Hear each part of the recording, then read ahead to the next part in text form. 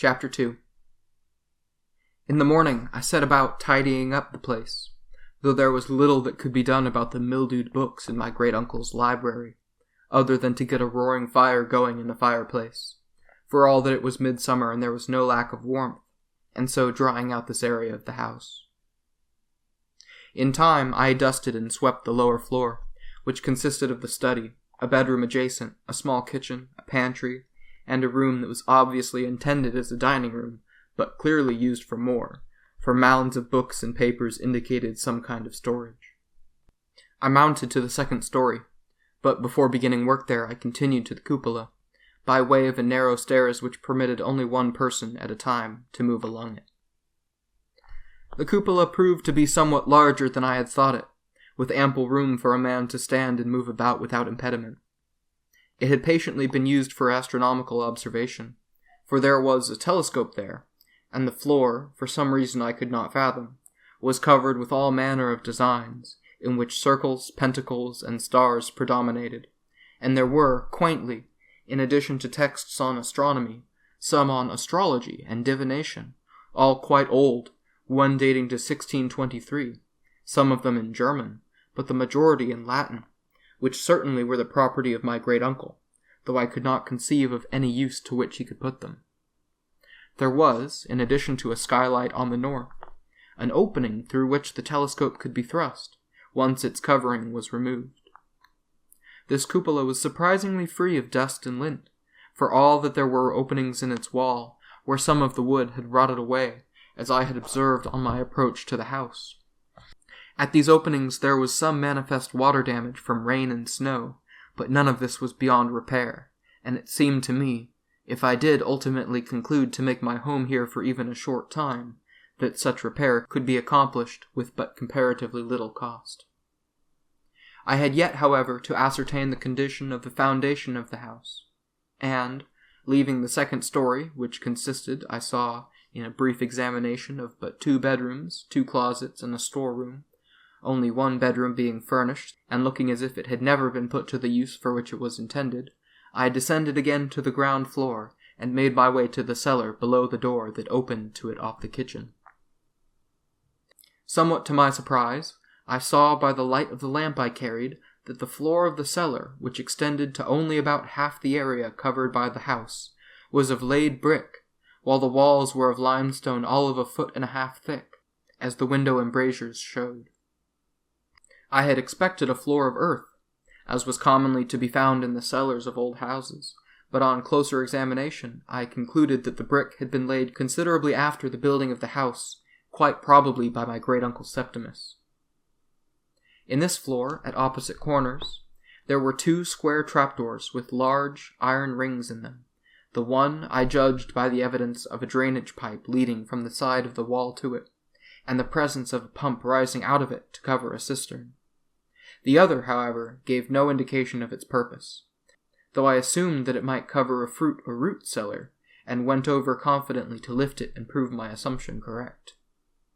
Much to my astonishment, however, there was disclosed a succession of brick steps leading downwards, certainly not, as the rays of the lamp revealed when I thrust it into the stairwell, any kind of cellar, but rather a passageway of some sort, into which I promptly climbed to find myself in a tunnel, leading away from the house, and, as nearly as I could determine, into the hill and away from the house, along the slope to the northwest. I walked, crouching, a little way along this tunnel, following a turn, and then hesitated, unsure of the tunnel's purpose. I was, however, reasonably certain that the tunnel had been constructed by my great uncle, and was prepared to turn back when I caught sight of something gleaming only a little way ahead, and went forward, only to find myself gazing down at yet another trapdoor. This, too, I opened, and looked down into a large circular room, reached by 7 brick steps. I could not forbear descending into it, and, holding the lamp high, looking around. A brick floor had been laid here as well, and some curious structures had been erected in it, something very much like an altar, of stone, for one, and benches, also of stone. And on the floor there were crude drawings very similar to those in the cupola of the house, though I could readily explain those astronomical designs in the cupola, which was open to the skies. I found it impossible to adduce any reason for their presence here. There was, too, yet another opening into the floor before the altar. The great iron ring tempted me, but for some reason caution held me back from lifting the trapdoor.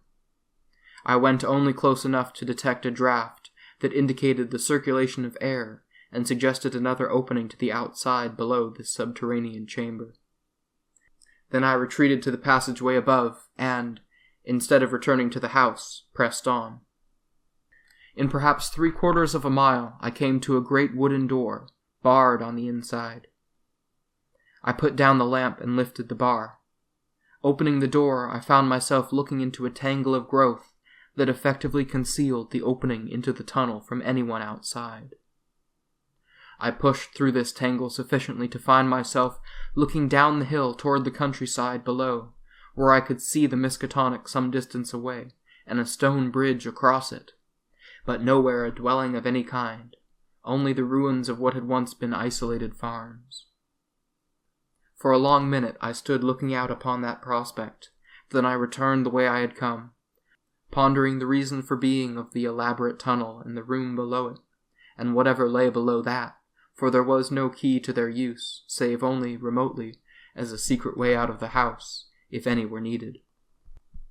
Once back in the house, I abandoned the cleaning of the second story to another day, and set myself to bring about some order in the study, which, with papers on the desk and the floor around it, and the chair hurriedly pushed back, bore the aspects of having been precisely so left at my great-uncle's departure, as if he had been suddenly summoned, and had gone straightway, and had then never returned to right the room.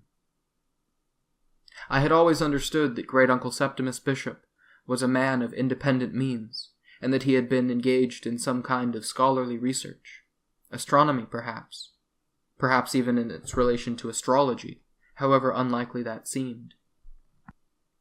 If only he had corresponded freely with those of his brothers who remained in England, or if he had kept up some kind of diary or journal or daybook, but there was nothing of that kind in his desk or among the papers there, and the papers themselves were concerned with abstruse matters, filled with many diagrams and drawings, which I took to be related to geometry, since they were all angles and curves and represented nothing familiar to me, and such lettering as was set down on them was little more than gibberish, since it was not in English but in some language too ancient to be known to me, though I could have read anything in Latin, and in 6 other languages still spoken on the continent.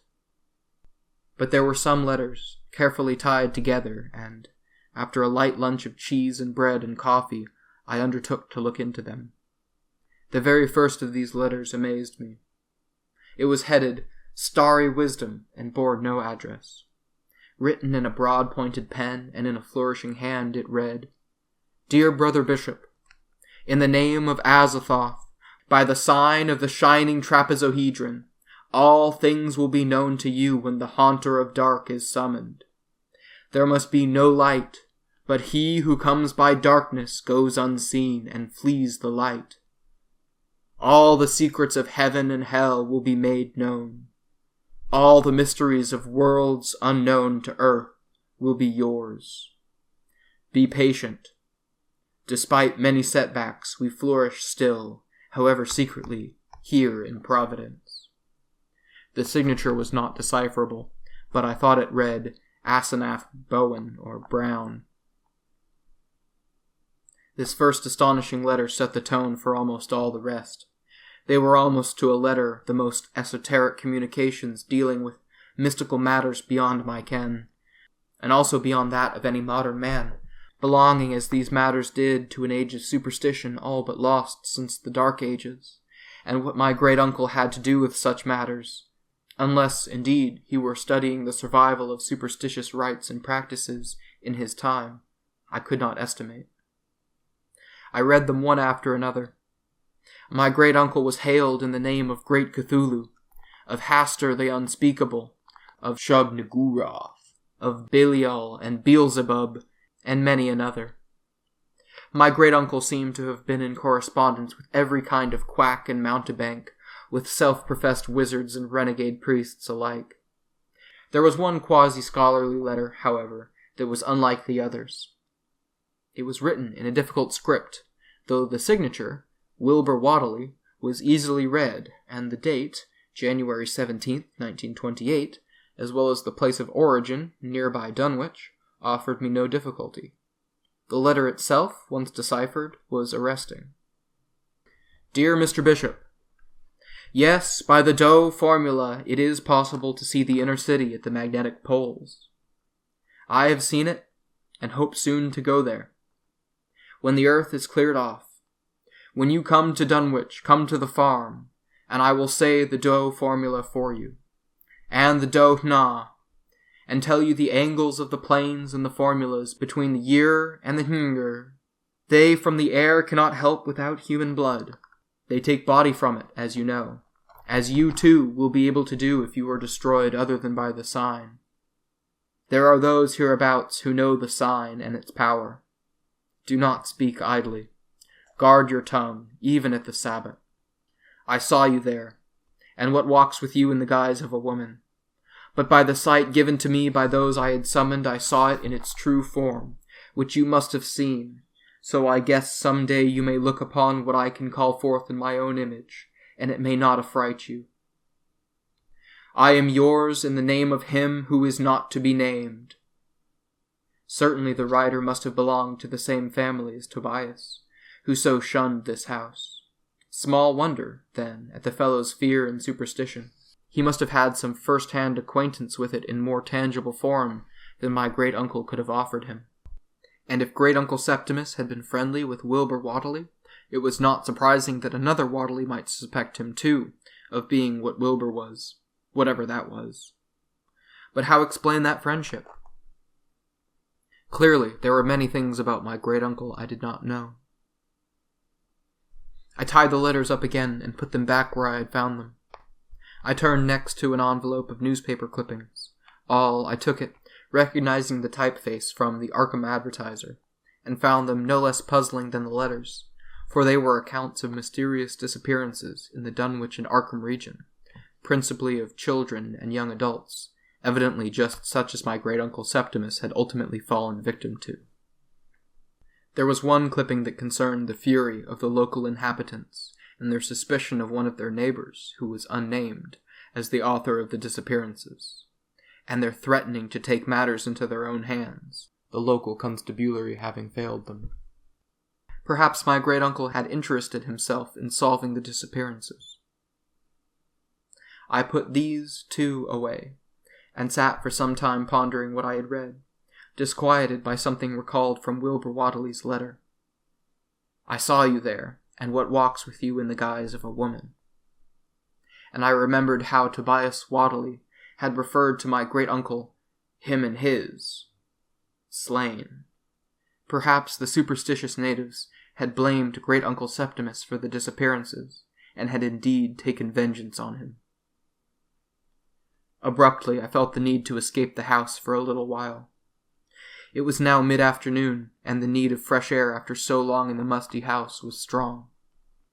So I walked outside, and again to the road, and turned away from Dunwich, almost as if impelled to do so, curious to know what that country beyond the Bishop house was like, and certain that the view I had seen from the mouth of the tunnel on the side of the hill lay in this general direction. I expected that country to be wild, and indeed it was. The road carried through it, obviously little used, perhaps chiefly by the rural mailman. Trees and shrubbery pressed upon the road from both verges, and from time to time the hills loomed over on the one side, for on the other was the valley of the Miskatonic, drawing in now parallel to the road, then again swinging wide away from it. The land was utterly deserted, though there were fields that were clearly being worked, for grain flourished there for those non-resident farmers who came in to work it. There were no houses, only ruins or abandoned buildings. There were no cattle. There was nothing but the road to point to human habitation of recent date, for the road led somewhere, and presumably to another place where people lived. It was at that point, some distance from the river, that I came upon a side road that wound away to the right. A leaning signpost identified it as Crary Road, and an ancient barrier across it, itself all overgrown, marked it as closed, with another sign tacked below it that read, Bridge Out. It was this latter that inclined me to take the road, so I walked in along it, struggling through shrubbery and brambles for a distance of a little over half a mile, and thus came upon the Miskatonic, where a stone bridge had once carried traffic across. The bridge was very old, and only the middle span stood, supported by 2 stone piers, one of them thickened with a large outcropping of concrete, upon which whoever had constructed it had etched a large 5-pointed star, in the center of which was embedded a stone of the same general shape, though very small by comparison with the outline. The river had worn away both bridgeheads, and carried down into it a span from either end, leaving the middle span to stand as a symbol of the civilization that had once flourished in this valley and had since passed away. It occurred to me that perhaps this was the very bridge that had been strengthened, though no longer used, as recorded in the Arkham Advertiser. Strangely, the bridge, or what was left of it, exercised a curious attraction for me. Though its architecture was crude, it was a purely utilitarian structure, and had never been built as an aesthetic object. Yet, like so many old things, it now had the attraction of its great age, though the concrete reinforcement detracted from it in every way, making a great blister or bulge up from the foundation almost to the top. Indeed, studying it, I could not understand how it could in fact serve as a reinforcement of the pier, though both piers were clearly very old and crumbling, and would not stand for long, what with the action of the water at their base. The Miskatonic here was seemingly not very deep, but it had a respectable width that surrounded both piers supporting the middle span. I stood gazing at the structure, trying to estimate its age, until the sun darkened suddenly, and, turning, I saw that great mounds of cumulonimbus clouds were pushing up the west and southwest, presaging rain. Then I left the ruin of the bridge and went back to the house that had been the home of my great uncle Septimus Bishop.